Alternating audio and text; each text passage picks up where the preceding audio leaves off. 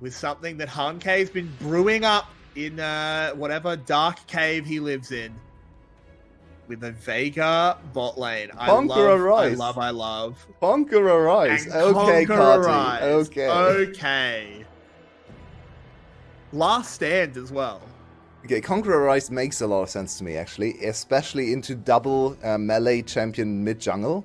So DR1 and DNK are going to get close. There are even more melee champs, and honestly, everyone is close range, so Carty should have a very easy time stacking up that Conqueror, and that makes him even stronger, gives him more AP, gives him more sustain, of course, so I like this choice. It's very unusual. I don't think I've ever seen a Conqueror Rise before, but I like this adaptation. Carty showing his flexibility there. We'll see. It's definitely an interesting decision. Looking up at this top side as Enper gets a good trade here. How do you think this Gwen plays into this competition? Of course, is pretty good against Vega. Ooh, hang on, we'll have to come back to it. Zin getting traded on a little bit. But as I was saying, Gwen often can walk through the baby cage. Yeah, Gwen is the one champion the Veigar probably has to be very careful about, but then again, there's so much CC on the other team still afterwards. The Gnar ultimate, Levi's ultimate, Carty's stun, then auto-attacking him into even just walking into the Hallowed Mist?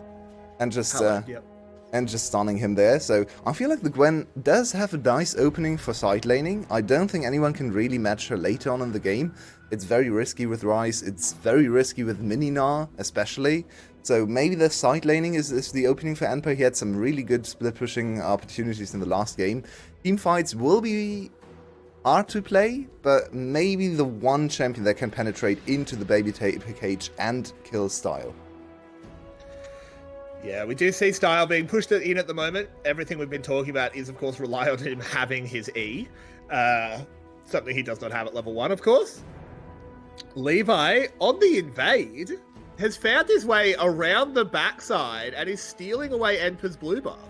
Yeah, in the meantime, DNK is just camping in top lane, does have the angle. Blue buff. I of course mean DNK. Good prediction there with that flash adjust. Kiaya going low, Kiaya going down. It's a repeat of game 1.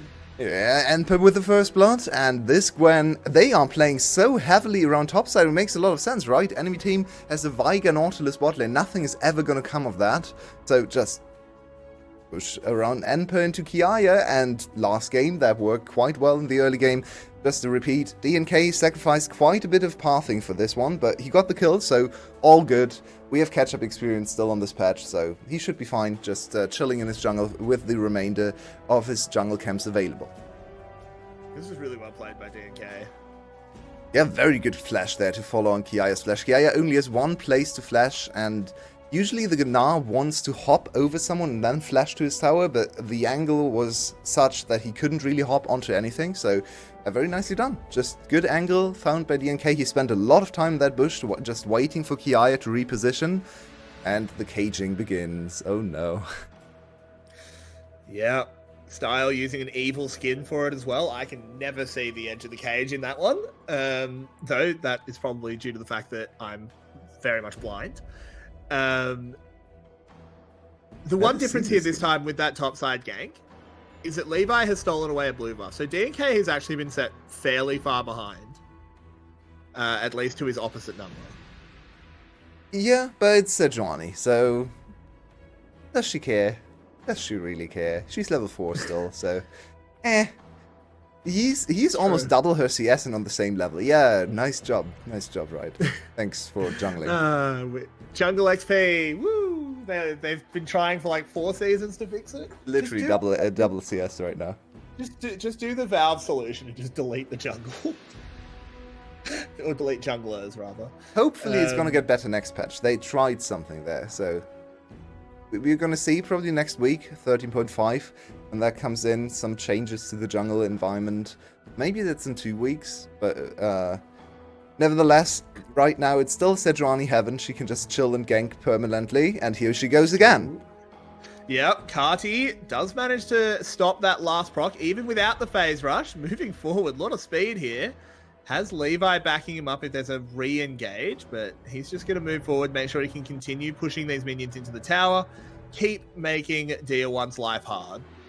There you saw how quickly Kati can stack up his Conqueror. He went to Conqueror after like one turn onto the 2 champions, so this is going to be something I want to keep my eyes on in the late game. How much power does Conqueror give him, realistically?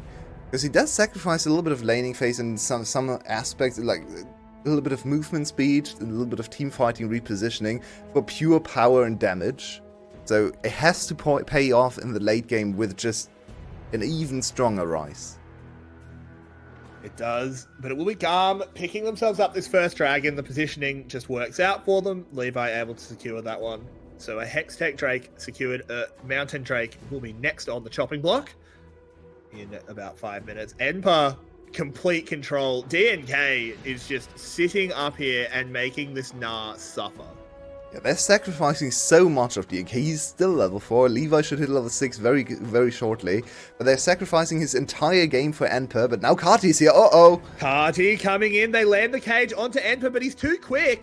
That's a very short Realm Warp. It's not going to get them far enough. Enpa can just ghost away. Enpa just walked back to lane and got the minions. Enpa is such a Chad. Holy.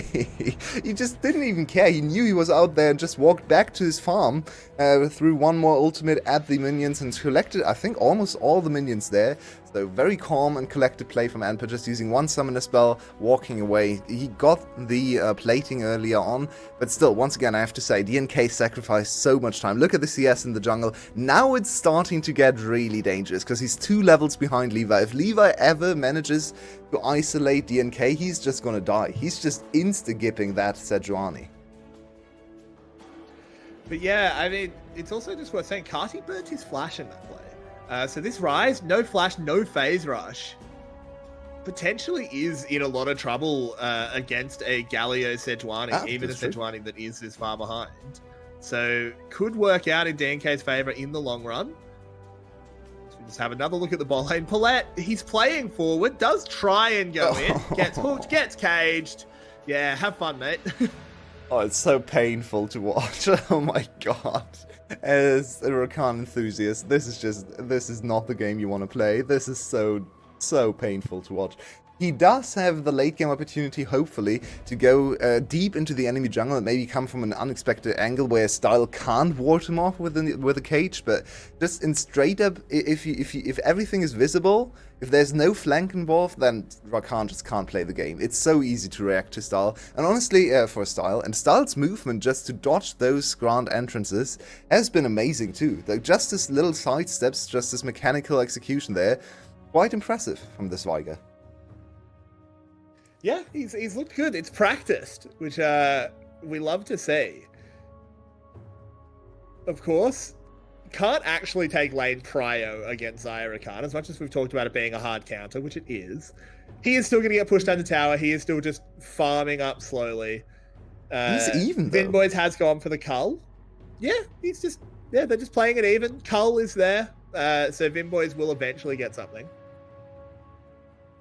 Yeah, it's going as expected. There's no way for Xayah Rakan to ever go for kills, but they do have the push, because Xayah has perma-push with her feathers, piercing through the minions, while everything for Style is just single target but W. But you don't really want to use W, because then you can't last it with Q, so honestly, Viger is more than fine just sitting under his tower and using his Q to stack up, so he doesn't really need lane priority. He's also a little bit of a frail champion, so opening up himself to get ganked is dangerous, even into something, even with the Nautilus and his own cage as protection, so I feel like sacrificing a little bit of lane control just for better stacking and safety is a very good choice by Style.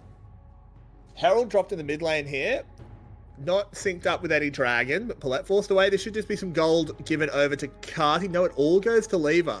Not the greatest. So, not the best ever there. It's Wukong, though. He does scale with gold quite nicely. Kiaya in trouble. There are needles going out, but he manages to just walk away. Did burn his flash, though. Another gank for DNK in top lane. Let's take another look at the CS in jungle. It's up to 25 now. Levi with 50% more. Okay. Oh, hang on a minute. Style! Caught out. Taken down. It's not supposed to happen, Style. Of course, he doesn't have a defensive summoner. He does have TP, which means he can probably protect the tower. But that's a kill for Vinboys, and this bodes well for the late game chances. It sure does. Emperor managing to clear out the wave there. The safety of the Hallowed Mist.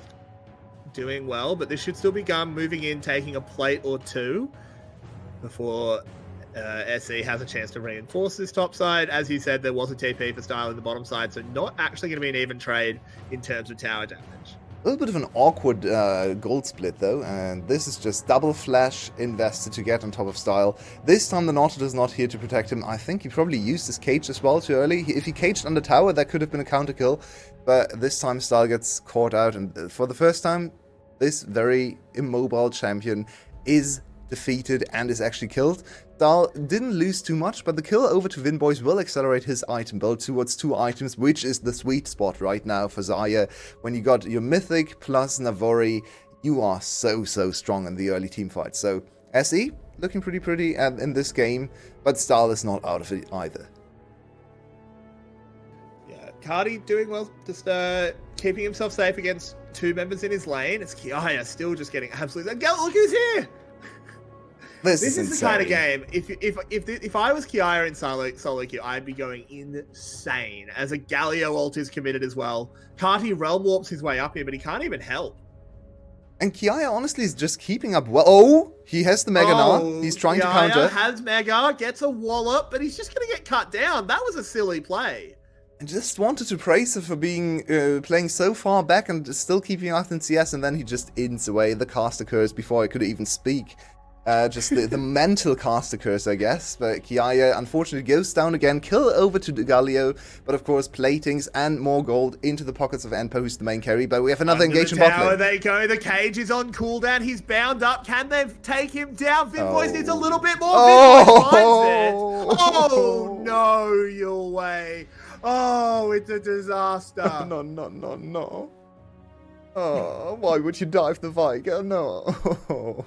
They got too confident after the last one, but the last one wasn't under turret the whole time, and he didn't have cage. This time he did have cage, he wasn't under tower. It's a horror. It's 2 kills over to Viger, and look at what he just got there. He got his 13-minute rower. He got his rower and the components for his next item. This is just too deep.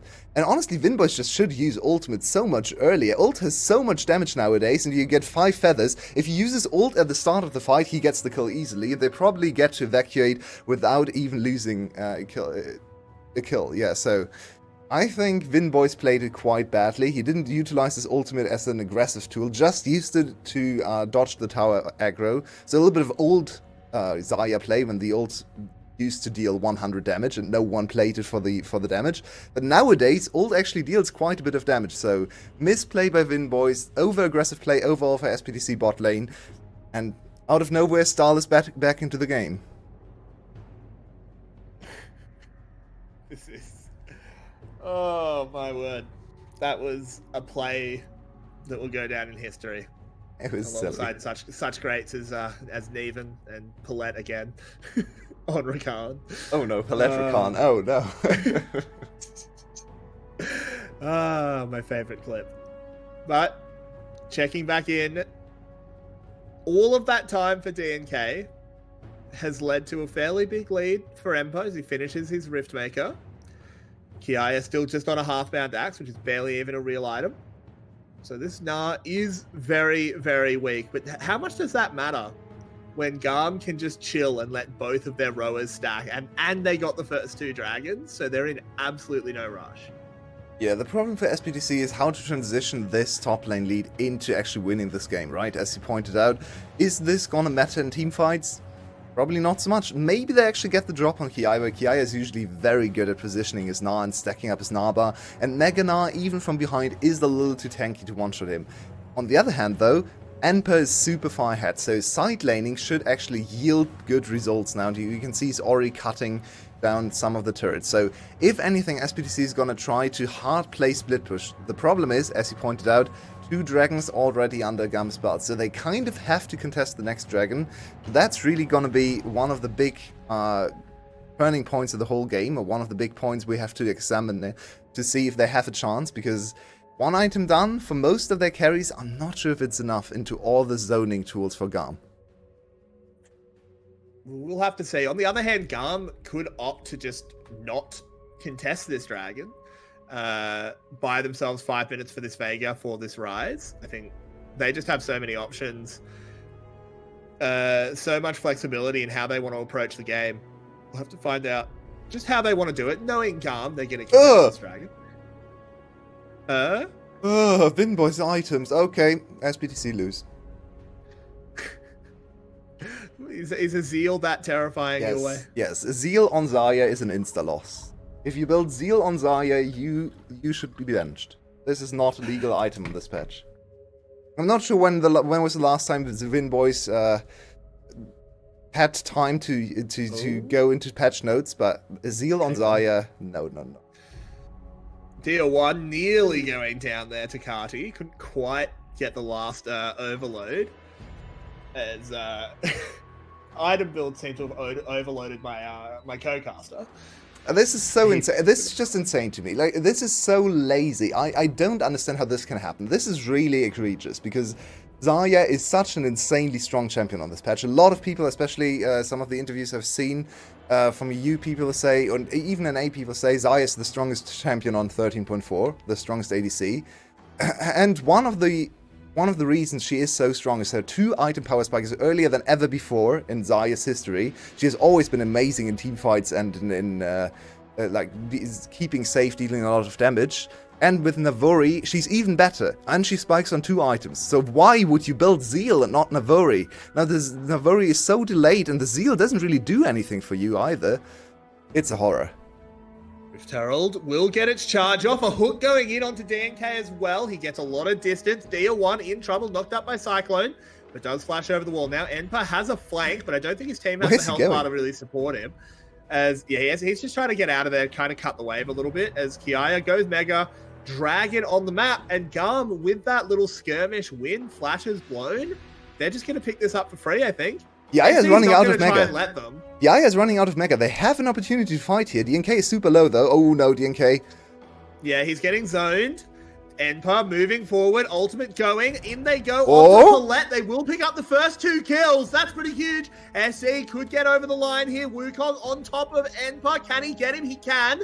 Paulette doesn't quite time that W well enough. Gets away with the blast plant. Kati still lurking around, but SE have the health bars. I don't think Levi can get close enough in time. Can he with an E? And he gets the smite. Pays for it with his life, but I don't think he cares. That's now soul point secured for GAM. Kiaya gets away as well, and it's a messy, scrappy little play. And I'm not even sure who comes out ahead. Yeah, I can't tell you either. It was so good from SBTC until the last second where they... Why would they commit to the dragon without smite? But why? You can just reset. You've won this situation. Just wait for DNK to reset and join you. It was so over greedy for GAM. Their positioning is horrible. They just get caught by a beautiful, beautiful engage from the Dia1, honestly. Double stun on the bot lane. And we talked so much about their setup for team fights, but if they don't have the time, they play this overly greedily around the dragon, then they can't set up their battle lines. Kiaya didn't have Mega Gnar, and they just overcommitted, and this is the cardinal sin. Why would they start the dragon again? Okay, they get the kill on Levi, but they can't transition it into Baron. If you kill Levi into Baron, then this plays okay, but just 1 kill for the dragon, which is soul point, so you have to fight in 5 minutes again, is not good enough. SBTC still win the situation, I'd say. They still get a decent lead, but now they once again have to go there in 5 minutes. If anything goes wrong, if anyone dies in 4.5 minutes, then they probably lose the game to this one mistake. It's so infuriating, but for now, SBTC seems to be the better team fighting team on the day.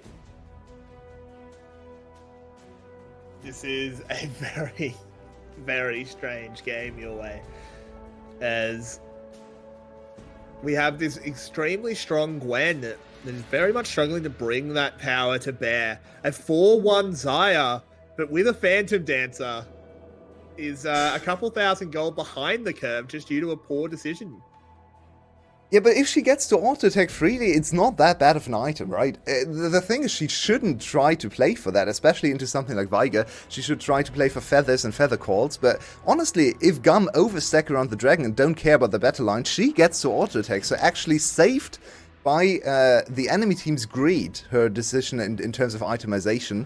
So, yeah, Vinboy's getting bailed out by the enemy team. Good to see. Thank you very much, GAM. But he still should go for Navori now to amp his power even more. And honestly, the enemy team is not super tanky. The top laner is a Gnar without any armor so far, so he doesn't really need the penetration. So Vinboys, his itemization is not the best, but he kind of got lucky. If the enemy team had a hard tank, he would have had to go for armor pen here, but he's not forced to do that, so he can go third item Navori. The thing I'm worried about your way is that I think in 2 minutes, when this next dragon spawns, we are faced with a, probably a 2.5 item Vigar and a 2 item Rise that SE have to find a way to fight in. If GAM is lazy again and don't set up their battle lines, as we did see before, then SE can make it happen. But if GAM knuckle down, work out how they want to team fight, it's very, very hard. That's exactly why giving up the dragon could really come back to bite them, especially if they overpush on the side lane and die right before the dragon spawns, which is not now, but Enpa is going to die here, most likely. He can zoop over the wall. Double flash! Follow? Double flash, okay. Not sure if that's worth it, honestly. Look at the timer. That's double flash, 1.5 minutes before the dragon spawns, so that's a lot committed. Levi is going to have a very hard time following up on Vinboys, whose flash should be ready by then. So this is a questionable decision, a little bit of overhype once again for GAM. They just seem to be too thirsty for kills today. Yeah, a little bit, and just Levi flash. I just don't think he needs to. Yeah, absolutely not, yeah. Levi flash, but even investing Levi flash there, honestly, if you're really cynical about the game, you could make the decision to say, we got his ghost, we don't kill him here, this is actually better for us for the dragon fight. But that's kind of hard to make the decision on the fly. You want the kill, right? You see the kill, you know you can kill him if you flash. You really want to do it, but maybe if you're a coach sitting on the backlines, you would say, don't actually flash here. It doesn't matter if we kill him here because the dragon is coming up in 1.5 minutes. We want to have our flashes for that situation. Instead, now, double flash down for the top side. No flash on Gnar, no flash ultimate engage for him, and no flash ultimate engage from Levi. There's a lot of tools gone, but it is a 2 item Rise.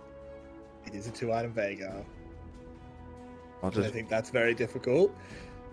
It's not level 60. Does Carty engage from SBTC risky. Ult, they go in, the cage is good. They immediately blow up Paulette. There's a lot of damage being done from Enpa. Can he get it done? He can't. 1 kill has come in for SE, but they're all falling away. Vinboy's flashing away. Lovely pull of the feathers. Dia1 in trouble. The realms are being warped. They're going in. They want to clip this bird's wings. Can they get close enough? Kiaya bearing down on them. Can he throw a rock? He can, but a good snare. Cardi finishes him off. DNK, the only man left alive. And GAM are the ones to come out on top of the fight. They will claim themselves an Infernal Soul. Ooh, actually, it's a little bit risky with Levi dead if DNK can play Solid Snake. Last time the jungler walked in on 2 HP and got the dragon, but... No, they know where he is. Yeah, GAM plays it much more safely. Can do. Yeah, that is Infernal Soul secured for GAM. And with their late game threats, it might just be insurmountable. Yeah, I think back 5 minutes ago, they had the teamfight won. They could have just waited for the dragon. Instead, they threw away dragon number 3, dragon number 4. GAM wins the teamfight. They get the soul. And honestly, this is just a really bad decision. You should not go in on this team. We talked so much about the Vigar disengage, about all the tools in their arsenal, and the engage can never work. Look at the 2 carries on the side of GAM. They have full HP even after this. Kiaya started as mini Gnar and gets to Mega at the end of the fight. Vinboys has to dance around the fight so much just to kill 2 of the frontliners. He used all his summoner spells just for 2 kills, but the main carries are still alive. So he didn't even actually achieve anything. Huge shutdown for Carty. SBTC make a horrible decision to engage onto a Vigar composition instead of just waiting for them to come into them. And now the game might be lost. GAM definitely in a better position here. They absolutely are. There's the Sejuani ult going in only onto Zin. He hooks in Paulette. Enpa on the backside trying to get something done. Is dealing a lot of damage, but goes down. Now it's all on Vinboys. Can he find anything? He's still alive. He's on 10 health. He goes down finally. It is Cardi cleaning him up. Tier 1 lives on a sliver of HP. DNK alive as well. They do stop GAM getting the Baron. But still, these late game threats. Yeah. And look at Carty. Usually we don't see Rises be able to really do that much damage in fights, but because usually he's outranged. And Rise nowadays is much more about like laney face and snowballing side lanes, but this is a team fighting Rise game where he just gets to hit all the time because everyone is low range. Everyone is walking into him, and this is Conqueror Rise stacking up, dealing so much damage. Look at Kati's full HP, and look at all those crits, all those magic crits hitting them. That is Vin, boys, an ADC that is very far ahead, getting almost one shot by the Rise with no chance of ever hitting his damage. So Party on the back end of this, or back half, I should say, of this game, really showing up on the Rise. I'm surprised that he didn't have the highest damage, but that is Veigar also scaling into a big threat in the late game. Yeah, look at these damage numbers. And I think this is just coming down to GAM doing a little bit too well at splitting the lines from SE. Enper is dealing a whole lot of damage, but he's sort of just completely blowing everything and then going down. DNK in trouble, throws out an ultimate, but just gets absolutely destroyed. Caught out of position and sent to the death chamber. Tier 1, I should say, not DNK. Ooh. DNK getting actually away, playing that a lot better, but they can't stop GAM getting Baron. They'll take the consolation prize of a mid tower, but that's going to be all they can get. Yeah, it's looking very doomed right now for SBTC. They just don't have the tools to get onto the enemy targets. They don't have the tools to kill the Rise. They don't have the tools to kill Style. Nowhere close. And now with Infernal Soul, with all the extra scaling, think about this. We have double Rot of Ages. They might get corralled here. Yeah, they have a tower, but this tower is low. GAM, they might have to be careful. All of the enemies are full HP. This is a little dangerous for GAM. They don't have a wave. Probably just back off, use your Baron, reset. There's no need to throw this game away, especially when you're 0-1 down. Remember, SBTC actually won game 1, so GAM should probably play this a little bit safer. But yeah, all the added scaling, double Rot, double Seraphs, and double 2 Dragons behind that as well. Those AP carries are probably sitting at something like 500, 600 AP, especially the Veigar. Once he finishes his Rabadons, we are probably going to see 4-digit AP numbers. I don't know his stacks right now, but that's what I would expect at 27 minutes. So I don't see a way SBTC can compete with the damage. No, it would really take a miracle. They almost have to start playing like a pit comp, but GAM is just, I don't think, going to give them that opportunity. Cardi just realm warping away. Paulette can't get close enough. And look at Anpa, he's been overgrouping just to try and bail his team out, and now he's only level 14. 750 AP pre-Rabadons. Yeah, 266 stacks. That's five times this W cooldown reduced by 10%. So that W cooldown is probably on 2 seconds or 3 seconds right now. Gonna go down even more later. So I want to see Style hit 1000. That's always the exciting point, where you can just one-shot whoever is in front of him. DNK, full tank, he doesn't care. No, he is the tiny master of evil, but he does have to flash away, as there was a decent attempt there from DNK. Paulette tries to follow up on it. Zin's in a lot of trouble, but finds a flash over the wall. And now in comes Levi. Massive Cyclone in the backside. Galio will buy them some space, but they go in and they've assassinated Vinboys. And without Vinboys, SE are without much of a hope. Lovely stuff from Kiaya, ulting 2 of them into the wall. DNK burning down. They just live. No, goes down to the Nautilus. Paulette will fall as well. Enpa, last man standing. And your way, we are headed for a game 3 as GAM brings us to 1-1. That we are. GAM is ruthless. Once they see an opportunity, once they're even in the game, it just feels like the game's instantly over. Against Secret, it was an even game, 22 minutes. They break into the base, they insta-finish the game. This happens here once again. SBTC fought valiantly. I think this game was mostly lost in draft, honestly, but GAM with good team fighting to get back out of a hole, which looked quite dangerous for them after that dragon fight. Almost lost the game there.